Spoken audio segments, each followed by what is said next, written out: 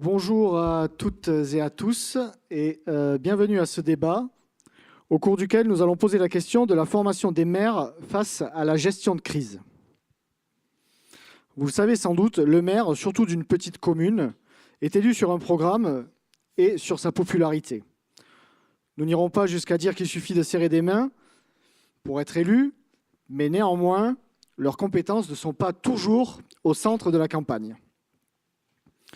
Et leurs compétences en matière de sauvegarde et de sécurité ne font pas exception en règle générale. Nombreux élus découvrent l'étendue de la tâche une fois élus.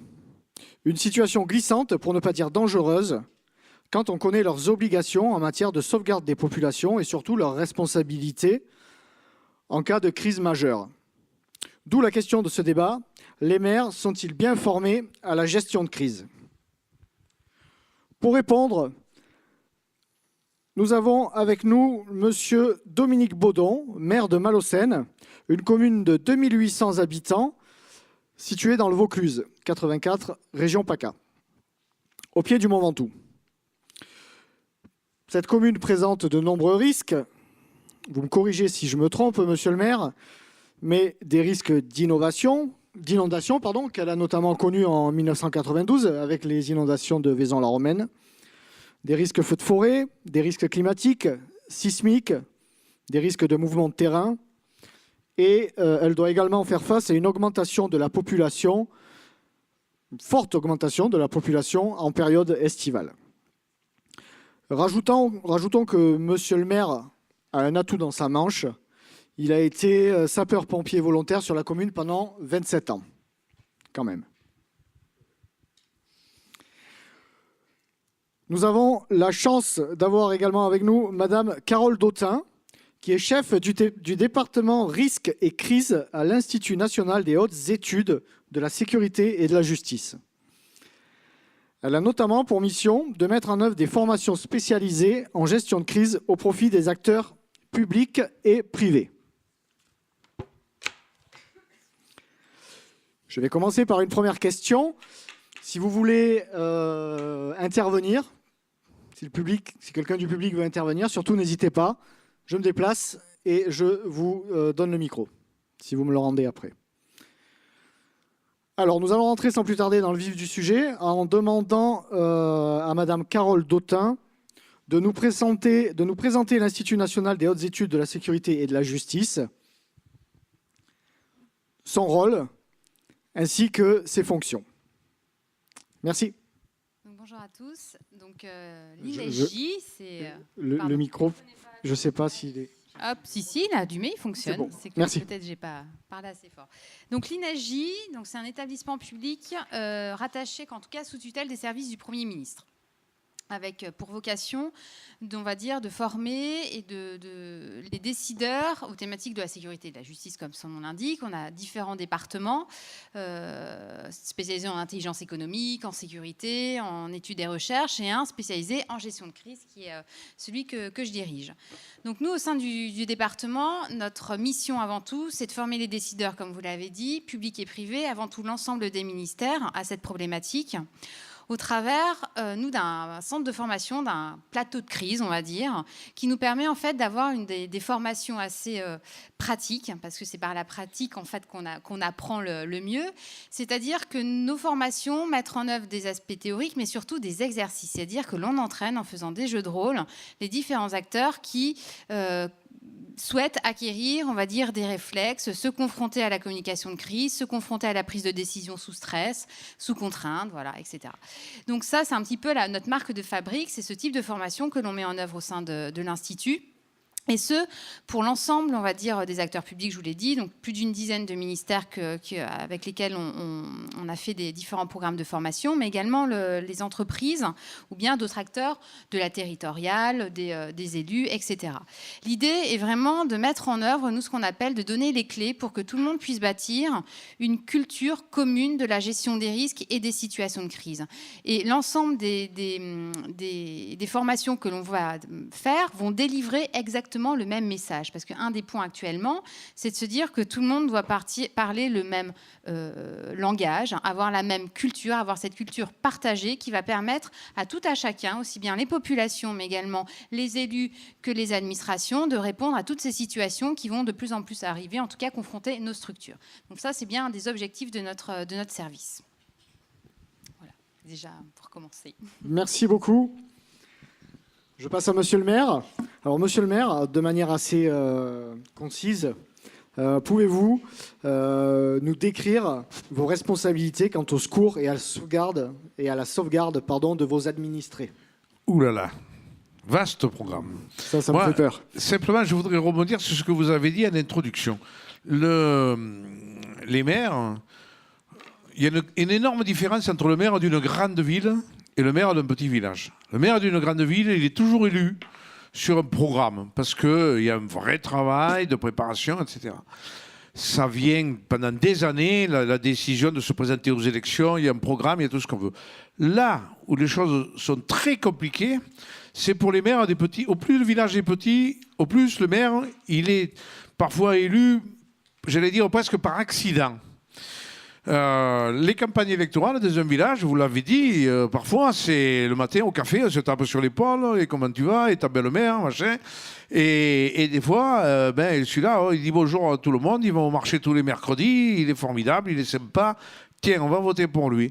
Et puis au final, le gars, il se retrouve maire d'un village. Alors tout le monde est content, on boit le champagne et tout. Sauf qu'après, le lendemain matin, il faut tout savoir sur tout. Alors, je vous passerai toutes les réglementations de tous les niveaux. Mais pour ne parler que de secourisme, le gars, il apprend le lendemain de l'élection qu'il est responsable de toute la sécurité sur sa commune, que dès qu'il y a un accident, une intervention sur sa commune, c'est lui le patron de l'organisation des secours. Il s'aperçoit que rien n'est simple. Alors, en ville, le maire d'une grande ville, lui, 9 fois sur 10, il est en contact permanent avec le sous-préfet ou le préfet ou avec les services. C'est souvent pas loin de la mairie. Il connaît parfaitement bien le colonel directeur du SDIS ou le président du SDIS, qui est un politique de haut niveau comme le maire de la grande ville. Ce n'est pas du tout le cas du petit maire rural, qui lui, si encore il a la chance d'avoir une caserne de pompiers sur sa commune, par le biais de ses pompiers, il apprend un peu, il va boire l'apéro à la caserne, ou il va un peu voir ce qui s'y passe, il arrive à créer un peu du lien, mais s'il n'a pas de pompiers sur sa commune, ça devient vraiment, vraiment très compliqué. Donc, là où je voulais en venir, c'est que la formation, aujourd'hui, elle est indispensable. Sauf que ce qui se passe souvent dans les villages, c'est que les gars, ils ont souvent une activité professionnelle. Et c'est vrai que pour cumuler les deux, des fois, c'est impensable. Alors, c'était vrai avant. Moi, il y a pas mal d'années maintenant que je suis élu. Et avant, on pouvait mener les deux de front. Ma commune fait 2800 habitants, vous l'avez dit. 2800 habitants, avant, le maire pouvait avoir une activité professionnelle et venir que le soir à la mairie ou le samedi matin, etc. Aujourd'hui, c'est impossible. C'est impossible.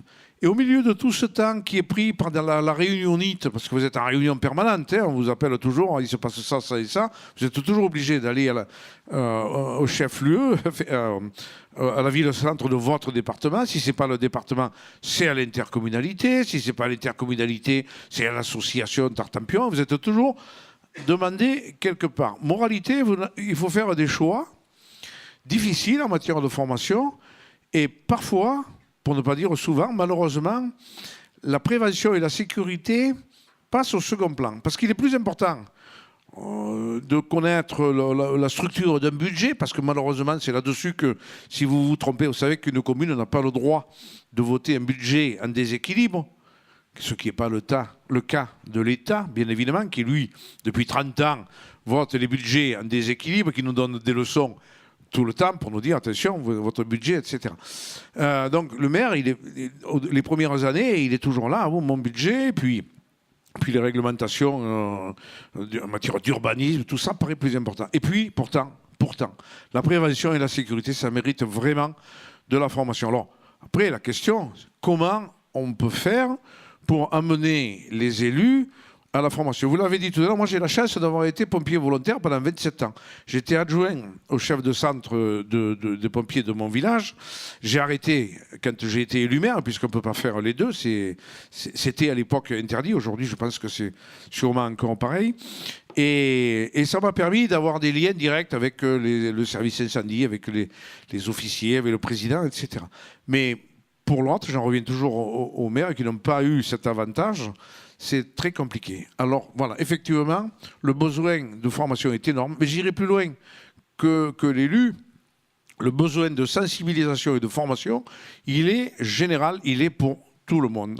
C'est aujourd'hui les gens, quand vous leur parlez de secourisme, les types ils vous disent mais moi jamais je saurais faire ça, jamais je pourrais regarder quelqu'un qui a la jambe cassée, je ne peux pas regarder ça, c'est pas possible. Et ces gens-là, après quand vous les poussez un peu, vous les amenez un peu, ben, ils se rendent compte que finalement, bon, il ne faut pas non plus sortir de Polytechnique, pardonnez-moi, ça s'apprend de la même façon que le reste, ça s'apprend. Et là, on a un gros travail. Parce que quand. J'imagine que ça va être le débat tout le long, mais quand il y a eu les. Effectivement, ça va être le débat. Et oui. Quand il y a eu les journées dont on parlait tout à l'heure, vous savez, la formation au premier secours, aux gestes qui sauvent, ça continue, il y a tout un programme. Ça a été une idée formidable. C'était après les attentats, ça a été sacrément bien. Ça n'a pas suffi. Ça n'a pas suffi. Il n'y a pas eu l'élan qu'on aurait pu espérer. Ça a mobilisé les associations, mais au niveau du public, il n'y a pas eu l'élan qu'on aurait pu espérer. Donc, il faut qu'on travaille, il faut qu'on trouve des liens, il faut qu'on trouve des solutions pour qu'à l'avenir, la formation soit vraiment quelque chose qui fonctionne.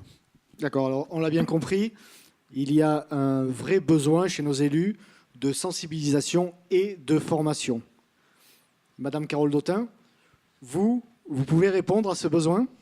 Oui, nous, c'est des choses que l'on fait au niveau de l'Institut, vu que c'est la vocation.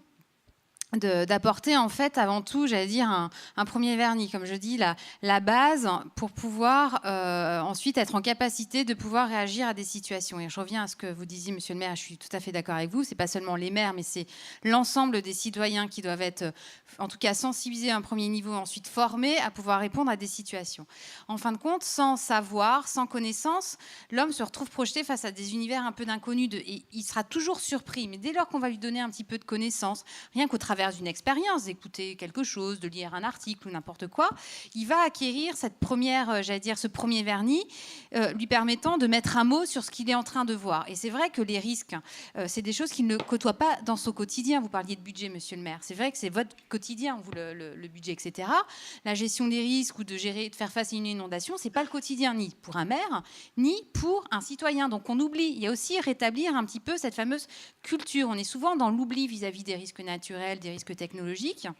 Donc c'est aussi travailler sur cette mémoire et redonner de la mémoire, en fait, à créer cette mémoire au niveau d'une commune. Ça peut être au niveau d'une intercommunalité, parce que c'est aussi les échanges d'expériences entre maires, entre citoyens qui va nous permettre de mettre ça. Donc c'est créer cette mémoire pour la transformer en connaissance qui va nous donner cette fameuse, peut-être plus loin, expérience. Donc nous, ce que l'on fait à l'Institut, c'est fournir cette connaissance, à la fois un peu plus d'échanges, de débats, etc., mais surtout la faire vivre. Et c'est par cette expérience pratique que les gens vont retenir. C'est comme à l'école, quand on pratique, on le garde en mémoire. Donc les thèmes qui sont vraiment importants en termes de formation, c'est déjà savoir c'est quoi nos risques, c'est quoi un risque, comment il se matérialise, quelles conséquences ça peut générer, c'est quoi une situation de crise derrière, quelles sont les actions réflexes que je dois mener, comment je mets en place une cellule de crise, avec qui je vais devoir travailler, comment je me coordonne, comment je communique. Donc autant de thèmes qui sont à la fois qui touchent les aspects très techniques, mais également des thèmes qui vont toucher l'homme, comme vous le disiez. Quand vous avez jamais été confronté à ça, vous pouvez avoir des personnes qui ne vont pas savoir agir parce qu'elles vont être stressées, elles peuvent s'effondrer, etc. Et cette acquisition de l'expérience, que ce soit par des exercices ou seulement par les échanges de pratiques, on va dire, va déjà donner la base pour éviter que les gens se retrouvent trop stressés et en perdent de leurs moyens pour pouvoir faire face. Ça, c'est un point important à avoir en tête. Nous, on l'a très souvent en formation, des personnes qui, lors d'un exercice, ont dit, bah voilà, au moins, je sais que je saurais faire, ou d'autres qui nous disent, je me suis testé, je sais que je ne souhaite pas travailler dans ce domaine-là parce que ce n'est pas moi, il s'est connu un petit peu. Donc c'est à la fois la formation sur des aspects très techniques, les cycles de crise, etc., tester ses outils, on y reviendra peut-être quand on parlera du plan communal de sauvegarde, mais c'est aussi se tester soi, tester son volet humain, ses émotions, ses stress, et surtout faire en sorte que lorsque l'on fait des formations ou des exercices, c'est tisser ces fameux liens qui permettront une communication et une coordination efficace pour permettre aux citoyens, au maire, mais également à son équipe autour de lui, de travailler ensemble. Et ce n'est pas seulement lui, c'est aussi avec tous les acteurs locaux, d'où de la formation interne, j'allais dire, mais surtout dans un bassin de risque. Alors, c'est vrai que au niveau de la mairie, mais de l'intercommunalité aussi peut être une dimension intéressante, surtout pour des petites communes. Voilà, déjà un peu quelques réflexions. Très bien, merci. Merci. Monsieur le maire, donc, vous vous appelez à la sensibilisation et à la formation, on l'a bien compris. Vous avez une vraie demande sur ce point. Pourquoi aujourd'hui vous n'êtes pas formé finalement? Quels sont vos...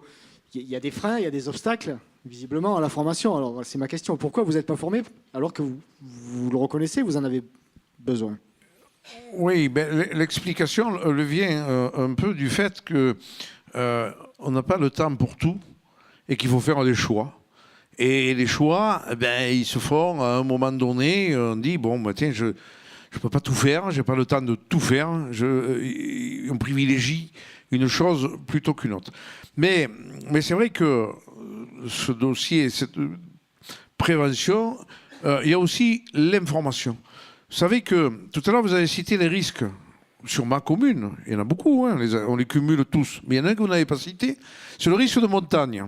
Parce que même si, pour certains, et pour beaucoup, même le Mont Ventoux, à part pour le Tour de France, c'est une montagne vache, il y a quand même de la neige l'hiver. Et en plus de tous les risques cumulés que vous avez cités, on a encore, en plus, comme si on en avait besoin, celui de la neige. Qui dit neige, dit pente, dit complications, secours en montagne, etc. Et d'où responsabilité du maire. Bon, là aussi, il y a cette approche qu'on n'a pas nécessairement le jour où on est élu. Et puis, il y a l'information que l'on doit donner, mais que l'on doit aussi nous donner. Aujourd'hui, il y a des domaines dans lesquels l'information, ça marche bien. Vous savez, quand il arrive un gros orage, on a tellement peur que ça emporte tout qu'on vous... 3-4 fois, on vous répète le même message. Ah, attention, ne vous couchez pas ce soir, surveillez ce qui se passe, etc. Les 3 quarts du temps, il ne se passe rien du tout, à tel point que quand on reçoit ces messages, on dit, bon, ça va faire à peu près comme d'habitude. Le jour où la catastrophe arrivera, ben, on aura pris un temps de retard. Donc, je veux dire par là que ça se travaille, ça se précise, ça s'organise. La communication, et là, ce n'est pas la responsabilité du maire, hein, c'est la responsabilité du préfet. Le système de précaution, l'ouverture du parapluie, aujourd'hui, c'est devenu malheureusement un outil qu'on utilise trop souvent. Tout à l'heure, avec le général, on parlait de l'information. Peu de gens savent que lorsqu'il y a une grosse catastrophe sur la commune, le lien direct sur le département, c'est Radio France, Radio Bleu Vaucluse, chez nous, Bleu Vaucluse évidemment. Les gens qui écoutent RMC le matin, même s'ils voient qu'il y a l'inondation qui arrive ou le feu de forêt qui descend, ils ne vont pas aller écouter Bleu Vaucluse, ils n'auront pas de réflexe. Ça commence par là, dire aux gens, écoutez, si vous sentez quelque chose qui ne va pas, écoutez Bleu Vaucluse. C'est vrai pour quand il neige, quand le transport scolaire est supprimé. Alors là aussi, hein, on pourrait en parler, le transport scolaire. Aujourd'hui, à 7h du matin, on vous dit qu'il n'y a pas de transport scolaire. Bon, sauf que les enfants, ils sont déjà dans les abribus et les parents, ils sont déjà partis travailler. C'est toujours pareil. C'est le parapluie qui s'ouvre, celui-là un peu tard et un peu trop. Mais les gens ne sont pas prévenus. Voilà. Donc, tout ça, c'est à organiser, c'est à structurer, et ça fait partie l'information aussi fait partie de la formation. Dire aux gens, le jour où vous les formez, leur dire, écoutez, vous avez aussi un devoir de vous informer pour savoir un peu ce qui se passe autour de vous avant que la catastrophe arrive. Tout à l'heure, on citait l'école de mon village. L'école de mon village, évidemment, elle date de 1931. Elle est en pleine zone rouge du PPRI, en pleine zone inondable. Je vous garantis que c'est pas facile à vivre. Hein. Aujourd'hui, les parents ils vous disent qu'est-ce que le fout de l'école du village là. Eh bien oui, elle était là avant qu'on parle des inondations, avant qu'on construise tout ce qu'on a construit autour. Ça fait partie aussi des choses sur lesquelles il faut savoir ce qu'on doit faire le jour où il y a une grosse inondation. Rien ne s'invente. Avant, on pensait avoir toujours la science infuse. On disait, peut-être, moi je suis là, je sais faire. Aujourd'hui, on en est revenu de ça. On n'a pas la science infuse. On ne l'a jamais. Et il faut acquérir un minimum de qualité par la formation. Monsieur le maire, vous êtes conscient de toutes ces problématiques. À mon avis, ce n'est pas la règle générale chez les élus et les maires de petites communes. Aujourd'hui, vous n'êtes pas formé. Pourquoi? Parce que par manque de temps, par surcharge administrative? Oui. Enfin, pour ma part, moi, je ne dirais pas que je ne suis pas formé moi-même, parce que mon expérience de pompier m'a valu de m'intéresser à tout ça. Contrairement à certains de mes collègues qui se sont intéressés à autre chose. Oui, il y a tout, le temps, le temps de la formation, l'envie de se former à ça. Et puis, vous savez, un mandat, c'est 6 ans, ça passe vite. Hein. Il y en a qui restent, hein, bien sûr, plusieurs mandats. Vous en avez tous les 6 ans. Le type, avant qu'il ait tout mis en route, qu'il ait tout compris, qu'il ait tout capté, qu'il ait tout emmagasiné, pouf, il s'en va. Et c'est un autre qui arrive. C'est un peu le problème aussi. Mais je dénigrerai pas trop le mandat du maire, parce que, comme vous le savez, ou tout du moins, on veut nous faire disparaître. On veut faire disparaître les élus locaux, les départements, les maires, tout ça.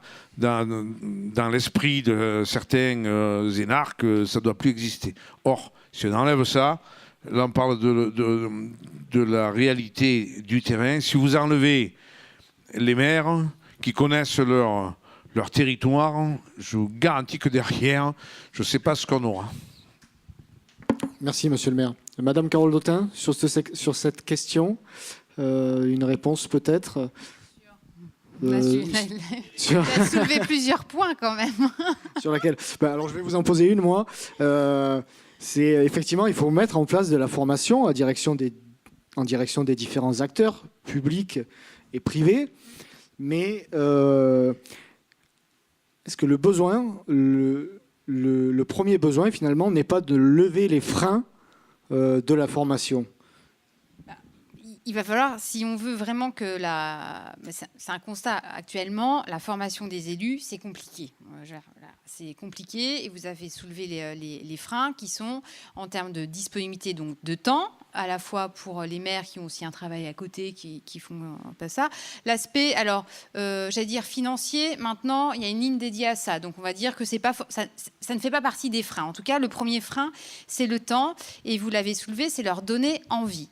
Alors, il faut travailler autour de ces items. C'est comment arriver avec des formats peut-être courts de formation, des choses sur peut-être 2 jours qui vont donner la première base en fait de formation, donc en un temps, un petit peu plus éclair pour leur donner les notions essentielles. Après, il y a des outils aussi un peu plus modernes d'enseignement à distance, voilà, où ils pourraient s'auto-former sur certains aspects, où ils pourraient le faire un peu en dehors du temps de présence. Donc, c'est leur donner, trouver une solution pour qu'ils puissent donner de leur temps en formation, parce que c'est du temps qu'ils vont de toute façon pendant lequel ils vont aussi qui peuvent commencer à travailler, à réfléchir de comment eux derrière ils vont aussi impulser cette envie que les populations se sensibilisent au risque, parce qu'en fait c'est à la fois former le maire, mais c'est former aussi toute son équipe autour de lui. Parce qu'un maire tout seul, excusez-moi, même si vous êtes le premier directeur des opérations de secours en cas de problème, il y a quand même toute l'équipe aussi autour de vous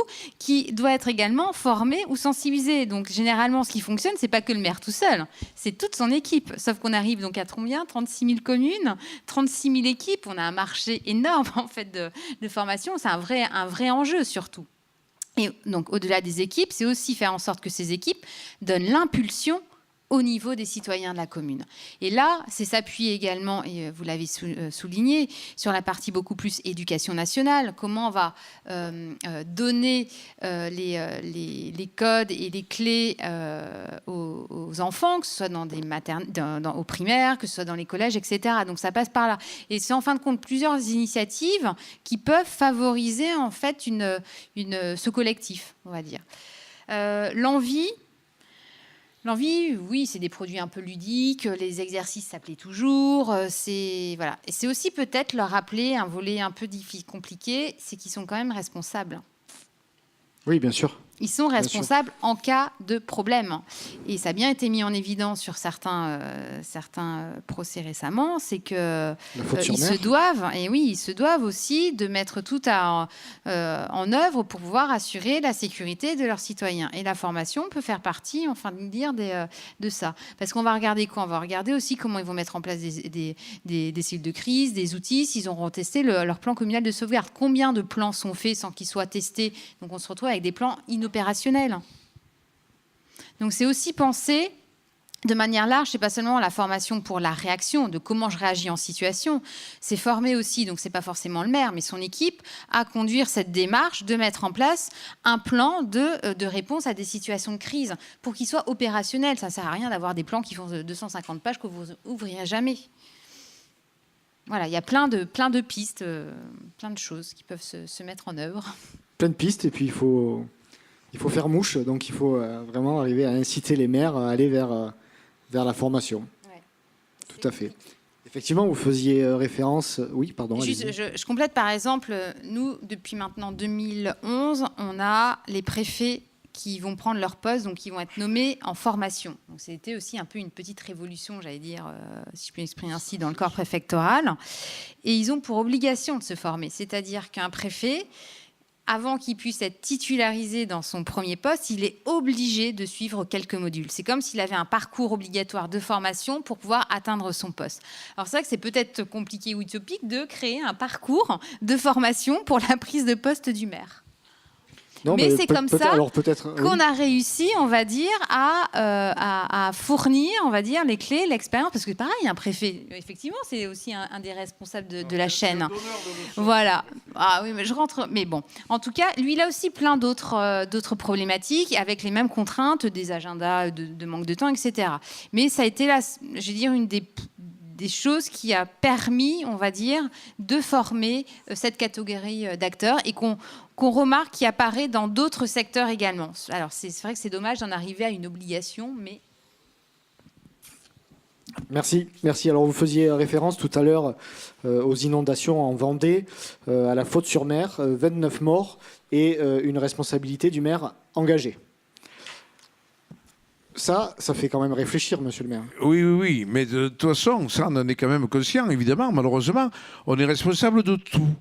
Mais absolument de tout. Moi, je vous prends un exemple. J'ai une friche industrielle sur ma commune, une usine qui a fermé il y a 8 ans. On a perdu 300 emplois. Pour dire que quand même, la commune elle a un peu du mal à s'en sortir, à s'en remettre. On a perdu 300 emplois. Et cette friche, elle fait 32 hectares. Donc, c'est impossible de surveiller ça et de s'occuper de ça. C'est en liquidation judiciaire. Enfin, tout ça est très compliqué. L'autre jour, il y a un type, à 23 heures, il faisait peut-être moins 7, moins 8. Il est allé là-bas dedans. Évidemment, c'est plein de trous. Tout est démoli. Il est tombé au fond d'un trou. C'est la cage d'ascenseur. Mais comme il n'y a plus d'ascenseur et qu'il n'y a plus de porte à l'ascenseur, le type, il n'y a plus rien, évidemment. Il est tombé dans le... Et donc, il a fallu déjà donner l'alerte. Ça a été compliqué. Le trouver dans ce bric-à-brac. Et bon, il n'était pas trop blessé. Il était venu voler la ferraille, donc on ne l'a pas trop plaint. Hein. Même, il a été vite transporté à l'hôpital. Mais en attendant, c'est un cas d'école parce que il y a des gamins aussi qui vont dans cette friche industrielle. Et le jour où il y aura un accident très grave, on viendra chercher le maire. Et on lui dira, monsieur le maire, vous saviez qu'il y avait ce danger. Vous saviez que le risque était avéré. Vous n'avez pas suffisamment prévu d'informations. Il fallait mettre des panneaux et des pancartes sur le domaine public. Il fallait obliger le liquidateur judiciaire à barricader encore mieux les portes et les fenêtres. Mais bon, si vous barricadez les portes et les fenêtres, ils passent par les toits. Enfin, c'est impossible. Mais vous êtes, je cite cet exemple qui montre que le maire est responsable absolument de tout. Ça, d'ailleurs, entre parenthèses, il faudra quand même un jour que ça évolue un peu, parce qu'on ne peut plus être responsable de tout. Avant, les gens, la population, nous, on était épargnés par les gens qui font n'importe quoi, qui arrivent dans nos villages, qui arrivent de la ville et qui ne comprennent rien à la campagne, etc. Aujourd'hui, c'est plus le cas. Aujourd'hui, vous avez dans nos villages des gens qui ne savent pas ce que c'est une couleuvre, qui ne savent pas ce que c'est une abeille, ils mélangent le frelon et l'abeille, ils mélangent la couleuvre avec la vipère hyper venimeuse de l'autre bout du département. C'est compliqué. La population a beaucoup évolué dans nos zones rurales. Et donc, on est confronté à un problème qu'on n'avait pas avant, c'est celui de prévenir ce que les gens sont capables de faire. Avant, il y avait des accidents qui ne pouvaient pas arriver. Enfin, l'accident arrive toujours. Mais les gens ne prenaient pas les risques qu'ils prennent aujourd'hui. Ah, si vous aviez toujours, une fois par an, l'accident d'un tracteur. Paysan qui se retournait avec son tracteur. Bon, ça, c'était prévisible, on le savait, etc. Mais aujourd'hui, c'est bien plus grave que ça. La nuit, il se passe tout un tas de choses, même dans nos villages. Hein. C'est vraiment des trafics, des n'importe quoi. Et on n'est pas tous prêts, c'est vrai, à faire face à ces problèmes-là. Merci, monsieur le maire. Je voulais vous interpeller sur les plans communaux de sauvegarde. Joker. Joker, oui, évidemment. Parce que je voulais savoir, alors, bon, ça nous en dit long sur ce que vous en pensez, mais vos homologues, quel est leur ressenti? Je peux poser la question un peu plus directement. Sont-ils largués? Non. Le plan communal de sauvegarde, c'est relativement facile à faire, à condition de prendre le temps de le faire, parce qu'on a des outils pour le faire. Des fois, la chose qui manque, c'est pour le finaliser. Nous, je dis Joker parce que nous, on n'a pas finalisé le nôtre. Donc ça, je suis mal placé pour en parler. Mais on n'a pas finalisé pour une raison simple. Tout est prêt, tout fonctionne, sauf qu'il nous manque l'étape incontournable de la manœuvre. La manœuvre qui va dire, qui va montrer que tout est bon, que tout est opération. Et tant qu'on n'aura pas fait ça, notre PCS ne sera pas... bon, c'est un peu dommage, c'est un peu oui, dommage, mais on va le faire. On va y arriver. Mais ceci dit, c'est important. Je pense que voilà, ça, c'est un outil qui est à notre disposition, sur lequel il faut bien sûr faire des choses, mais on apprend des choses. En travaillant sur le PCS, on apprend des choses. On fait des simulations, on analyse tous les risques qu'on a sur nos communes par le PCS. Ben, on les a tous listés là, et à chaque fois, on est obligé d'analyser un peu les conséquences du risque qui est écrit là. On a les possibilités d'hébergement en cas de grosses catastrophes. Bon, ben, au début, on dit ouais, bon, ben moi j'ai la salle des fêtes, ça ira très bien. En fait, ça ne marche pas comme ça. Ta salle des fêtes, elle fait ou 200, ou 300, ou 400 personnes. Mais après, il y a d'autres possibilités. Il faut faire le ravitaillement des gens qu'on va mettre, etc., à l'abri. C'est un gros travail. Mais pour nous, enfin moi, pour le mien de PCS, ça m'a permis d'apprendre beaucoup de choses. Beaucoup de choses. Et je pense que c'est très important. Et il y a des communes... Il y en a beaucoup où c'est pas encore finalisé, hein, quand même. Je suis pas le seul. Beaucoup de communes. Ouais, des pas petites mal, communes ouais. rurales notamment. Ouais, les communes rurales, parce que tout le monde n'a pas cette conviction de la nécessité du PCS. Tout le monde croit être prêt à faire face à toutes les difficultés. Mais encore une fois, les temps ont changé, les gens ont changé. Le brassage de population fait que ben, le risque d'accidents divers et variés a été multiplié par 10 dans nos villages. Vraiment. Aujourd'hui, vous avez, par exemple, je vous disais tout à l'heure, je vous citais l'exemple de la vipère et de la couleuvre, les gens ne savent pas faire la différence. Ah, alors si par malheur, ils pensent avoir été mordus par une couleuvre, le risque, il n'est pas le même que par une vipère. Bon, avant, le paysan, il savait, lui. Il savait reconnaître la vipère. Il savait reconnaître l'abeille du frelon ou de la guêpe. Aujourd'hui, les gens ne savent plus. Donc c'est à nous, aussi d'intégrer ce changement de population et de le retranscrire dans les choses qu'il nous faut mettre en œuvre pour assurer la sécurité de nos administrés. Merci, monsieur le maire. Alors, toujours sur le plan communal de sauvegarde, nous avons la chance dans la salle d'avoir avec nous monsieur le général François Vernoux, qui commandait les formations militaires de la sécurité civile et assurait régulièrement des directions de permanence au Centre opérationnel de gestion interministérielle de crise, le COGIC. Il est également le fondateur du pavillon Orange, dont il pourra certainement nous parler, et auteur d'un livre intitulé « Conduire les opérations communales de sauvegarde, initiation opérationnelle », un ouvrage destiné à donner les clés de la gestion opérationnelle d'un événement. Mon général, je viens de vous présenter. Si vous avez quelque chose à rajouter, n'hésitez pas. Et je vous laisse le micro sur ce point. Oui, allô ? Oui, ça marche. Pour commencer, une petite anecdote. Je rentrais d'opération en Bosnie-Herzégovine avec un régiment d'appelés que j'avais emmené faire du déminage. Appelé, déminage, opération extérieure. Et après qu'ils aient repassé les fêtes de fin d'année avec leur famille, on les a emmenés sur la Côte d'Azur pour se ressourcer ensemble. Ça s'appelle le retour d'expérience et la remise en condition intellectuelle. Et le maire du village me dit « Mais mon colonel, vous avez un métier facile ». Oui, je rentrais de 6 mois avec des amateurs, hein, parce que les appelés du contingent, c'est quand même pas des opérationnels de haut niveau. Et on avait déminé 15 000 mines en 6 mois, plus construit des ponts et des trucs comme ça. Et je lui dis « Ah bon, monsieur le maire, pourquoi vous me dites ça ?» Il me dit « Vous donnez un ordre, vous êtes obéi. Moi, je donne un ordre, je suis contesté. » Ah.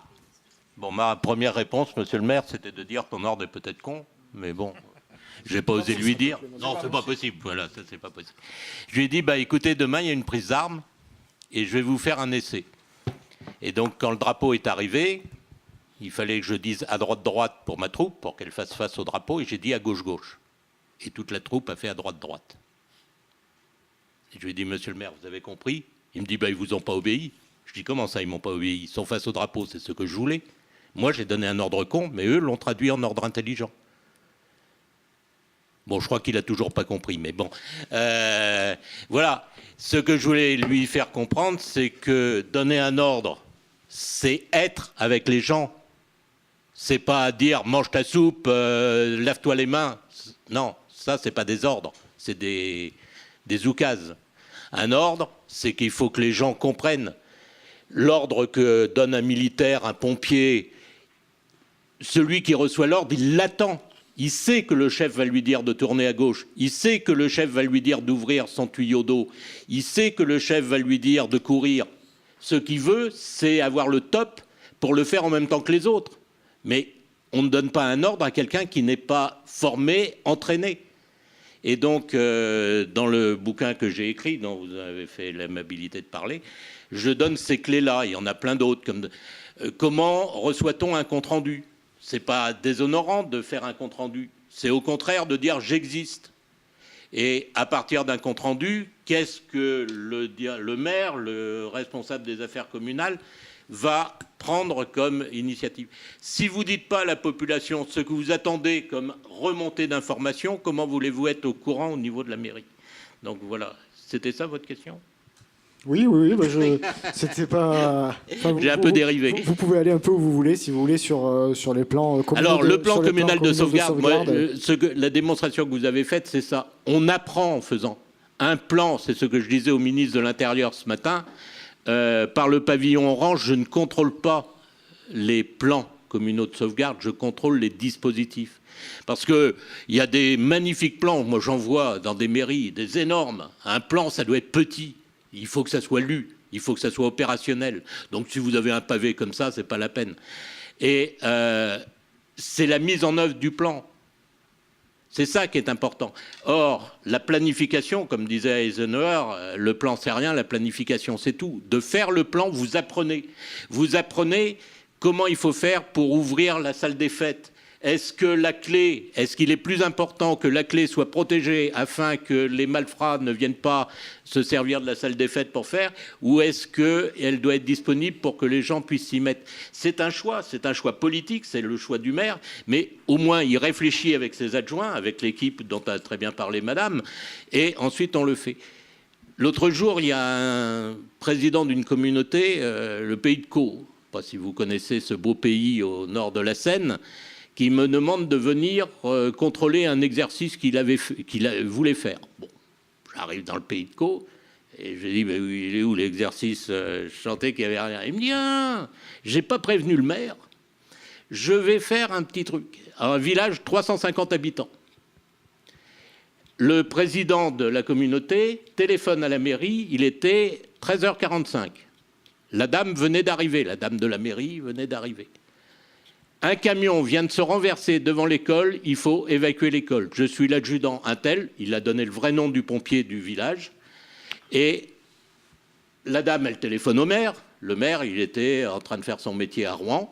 Le premier adjoint, elle ne l'a pas eu au téléphone. La deuxième adjointe, elle ne l'a pas eu au téléphone. Elle a eu la quatrième adjointe, qui était infirmière, qui était en train de piquer. Bon, elle a laissé la piqûre avec le truc. Et elle est venue à la mairie. Elle a ouvert le PCS, il faisait 2 pages. 2 pages. Évacuation de l'école, ouverture de la salle des fêtes. J'ai dit, voilà le plus beau PCS que j'ai jamais vu de ma vie. Voilà, parce que le village, 350 habitants, que voulez-vous qu'il arrive d'autre? Et donc, elle savait où était, parce que le maire avait dit, on n'évacuera l'école que quand la route nationale, naturellement, était traversée par une route nationale qui, à mon avis, n'était que départementale, puisqu'il n'y a plus de nationale, si la route est barrée. Et donc, il avait fait mettre à l'entrée et à la sortie du village quelques barrières type Vauban pour... Elle a trouvé deux jeunes qui passaient par là. Elle a dit, tu mets les barrières en place. Les gens savaient quand on évacuait l'école. Tous les gens savaient. Apparemment, les 2 jeunes savaient. Et je ne peux pas dire qu'ils avaient été préparés, puisque c'était inopiné. Et ils sont allés mettre les barrières. Et à ce moment-là, la maîtresse a fait sortir. Le seul défaut que j'ai vu dans cet exercice, c'est les gamins que je suis allé voir. Ah oui, la salle des fêtes. On n'a pas trouvé la clé. Bon, ça, c'est pas bien. Là, il y avait un bug. Pourtant, elle avait l'affiche. La clé n'était pas l'endroit prévu. Bon. Et elle me regarde. Elle me dit, ça vous dérange que j'emmène les enfants à l'église? Je dis, c'est une salle des fêtes comme une autre. Il y a de la place. Il fait chaud. D'habitude, c'est pas en zone inondable. Et donc, elle les a amenés à l'église. Et elle avait dans la mairie les jeux et les coupes-fins qui étaient prévus dans le PCS, et elle les a amenés, ils ont pris le goûter à l'église, voilà, ça s'est très bien passé. Et les gamins, quand je suis allé les voir, ils m'ont dit, mais où ils étaient les pompiers? Ces feignasses de pompiers qui n'étaient pas là alors qu'eux, ils avaient été évacués de l'école. En fait, le seul défaut que j'ai dit au maire, au président, c'est qu'il aurait dû prévenir les pompiers pour que les gamins voient le camion rouge, puissent mettre le casque, monter dans le camion rouge, faire pimpon, et là, ça aurait été un succès parfait. Voilà, c'est ça un plan communal de sauvegarde. Ne faites pas des trucs compliqués, faites des trucs à la portée de votre formation. Les élus ne sont pas obligatoirement des grands opérationnels. Pour moi, c'est une bouée de secours. Il faut savoir ce qu'il faut faire. Voilà, pensez à mettre des barrières. On achète les barrières, on les met en place, etc. Un plan communal de sauvegarde, c'est pas forcément compliqué. Merci, mon général. C'est surtout pas compliqué. Surtout pas compliqué. Le mot de la fin vous revient, Madame Dautin? Comme vous voulez, Monsieur le maire, peut-être. Juste peut-être pour terminer, avant tout, la gestion de crise, c'est beaucoup de bon sens, en fait, dedans. Et ça, c'est, je pense, un point important à dire aux maires qui sont confrontés à ce vaste problème qui est devant eux. Parce qu'il n'y a pas que le plan communal de sauvegarde, il y a plein d'autres choses. Et c'est peut-être, en fait, repenser aussi penser différemment, bien sûr que le maire c'est le premier responsable, mais il est souvent dépassé par tout ça, donc c'est peut-être créer autre chose, une strate différente d'appui, d'aide, on va dire, pour l'aider à la fois dans la réalisation de son plan communal de sauvegarde, parce que c'est encore des réalités, des mairies sont compliquées, ont des difficultés à les faire, à les mettre en œuvre, mais c'est peut-être aussi créer une structure qui peuvent les aider en situation, peut-être pour certaines choses, parce que même les maires, si je suis désolée, même qui peuvent être expérimentés, peuvent aussi s'effondrer parce que vous êtes avant tout des hommes et qu'à un moment donné, c'est l'équipe ou des hommes et des femmes, bien entendu, l'humain, on va dire. Et que c'est le collectif et c'est l'aide, toute aide sera toujours la bienvenue. C'est vraiment ce côté, j'allais dire, entraide et collectif qui fait qu'on arrivera à mettre en place, moi ce qu'on prône beaucoup nous à l'Institut, c'est cette culture partagée et commune qui fera qu'on pourra faire face à toutes ces situations de plus en plus dramatiques qui vont arriver. Voilà. Merci madame. Donc la formation, c'est bien, mais peut-être faudra-t-il penser un jour à revoir ce système de responsabilité. Je vais donner la parole au général Vernou et après on passera aux questions dans la salle. Oui, parce qu'on a dit beaucoup, ils ne sont pas prêts, machin. Moi, je fais 8 ans que je fais le tour des municipalités de France et de Navarre. Il y en a qui, comme vous avez dit, pensent qu'ils vont s'en sortir sans se préparer. Il y en a d'autres qui ne se sont pas préparés parce qu'ils ne savent pas par quelle boule prendre. J'ai vu des choses admirables. Il y a quand même, et j'en rends hommage, des maires qui font des trucs extraordinaires sans obligatoirement beaucoup de moyens. Hein. Ce n'est pas la peine de dépenser des 1000 et des 100, mais des petites astuces. Tout à l'heure, je parlais de cette inversion de la phrase pour dire aux parents, je ne sais pas ceux qui étaient là tout à l'heure, mais cette phrase, d'habitude, c'est « n'allez pas chercher vos enfants à l'école, ils sont en protection ». Eh bien, le maire d'Anglet, il a fait écrire par les enfants dans les carnets « Papa, maman, ne viens pas me chercher à l'école, je t'en prie, ne te mets pas en danger. » Ça ne coûte rien. Voilà une excellente bonne pratique. Et dans le bouquin que j'ai écrit, il y a 287 bonnes pratiques comme ça que j'ai relevées en 8 ans. C'est quand même pas mal. Donc je rends un grand hommage, monsieur le maire, aux élus de la République, que nous aimons bien, même si on les critique tous les jours. Mais alors, je relève ce que vous venez de dire. Non, mais c'est vrai, vous avez raison.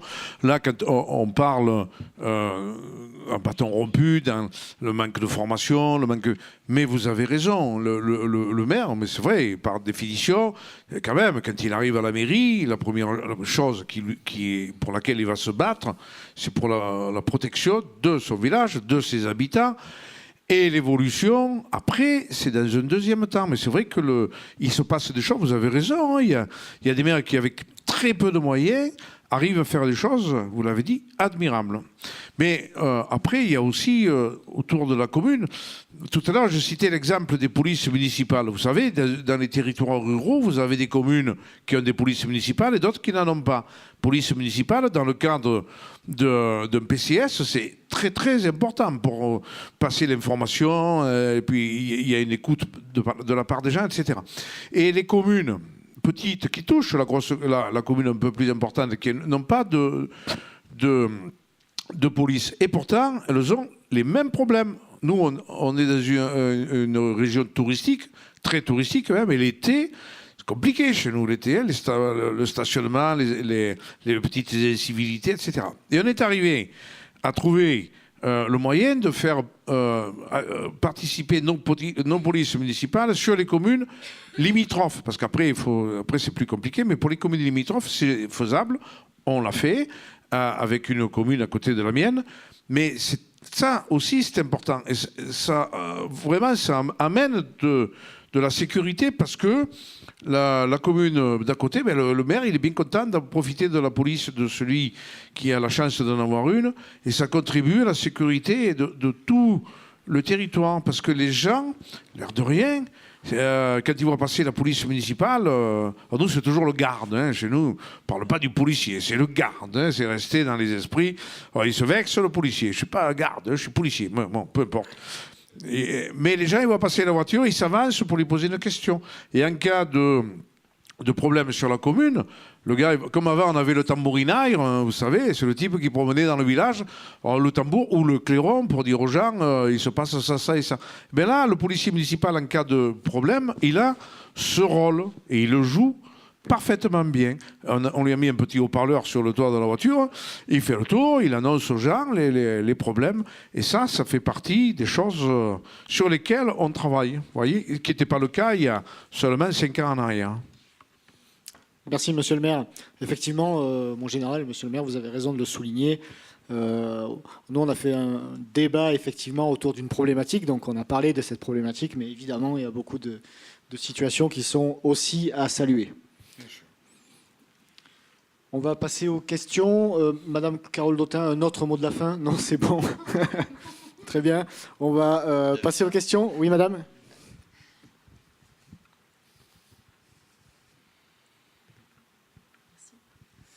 Bonjour, Daisy Acoué du Centre d'action sociale de la Ville de Paris. Je voudrais vous faire part de mon analyse que vous venez d'enrichir avec ces échanges. Je crois que monsieur le maire a mis le doigt sur la problématique, c'est comment amener le maire, on va dire le dirigeant de manière générale, vers la formation. J'ai toujours eu l'impression que c'était la question de l'œuf ou de la poule, parce que moi, dans tous les jobs que j'ai eus pour des organismes publics, à chaque fois, j'ai passé 80% de mon temps à essayer de faire le développement de la culture du risque pour expliquer aux dirigeants pourquoi j'étais là, à quoi on servait et pourquoi c'était important. J'ai l'impression que dans la gestion de crise, il y a plusieurs choses à faire. Si on développe, si on a une cellule de crise, ça va être quel mode opératoire, qui fait quoi, les fonctions. Une fois qu'on a le mode opératoire, c'est quels outils. Une fois qu'on a les outils, éventuellement une salle de crise dédiée. Il y a une partie, on va dire plan, allez, je fais quoi en cas 2, et puis une partie peut-être plus la conduite en situation de crise, le comportement, etc.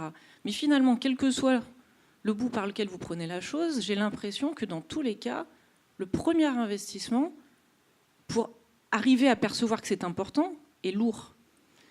Et je pense que le problème, il est là. Et du coup, vous parliez beaucoup des gestes qui sauvent. Et c'est vrai que j'ai l'impression qu'en France, on est très mauvais en expertise pédagogique.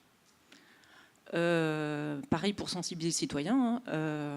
Mais j'ai l'impression que sur le porté secours, on a enfin réussi à passer un cap. Mais finalement, on est passé d'un ancien brevet de secourisme à un FPS, à un PSC1 de 10 heures puis 7 heures.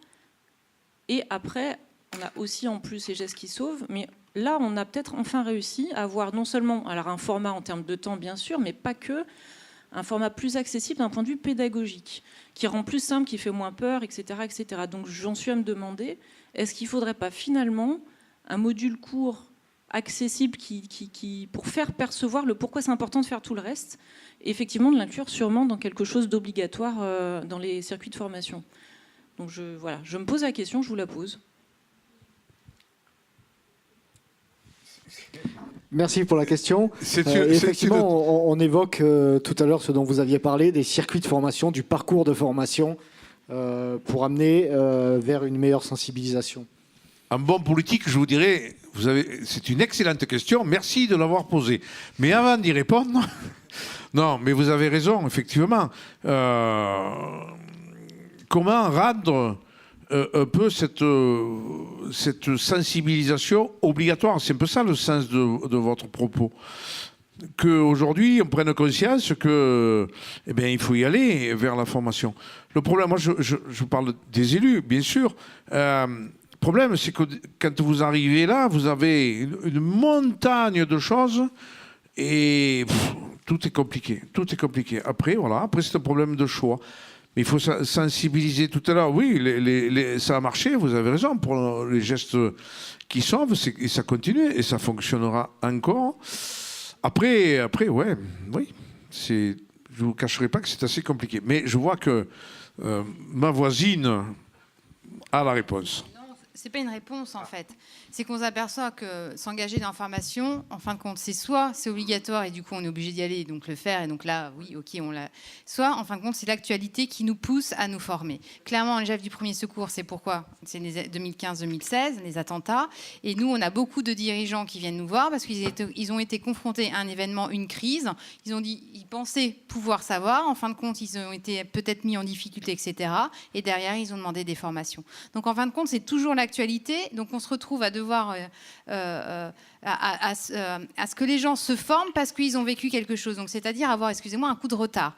Et c'est essayer d'inverser la machine, la tendance, en se disant soyons proactifs par rapport à de la formation, de la formation, au lieu d'être du coup en retard. Parce que être toujours en retard d'une guerre, quoi. Voilà. Donc c'est les deux voies actuellement qu'on voit, en tout cas des profils des gens qui viennent se former. C'est soit parce qu'il y a une obligation, parce qu'il y a un parcours, soit parce qu'ils ont vécu quelque chose, qu'ils étaient en difficulté, qu'ils souhaitent s'améliorer. Merci pour ces réponses. Ceci dit, Brièvement, monsieur le maire, s'il vous plaît. il y a quelques années, on ne parlait même pas de formation. Hein. Vous vous rendez compte de l'évolution qu'il y a depuis quelques années? Là, aujourd'hui, la formation est au centre des débats. Regardez aujourd'hui.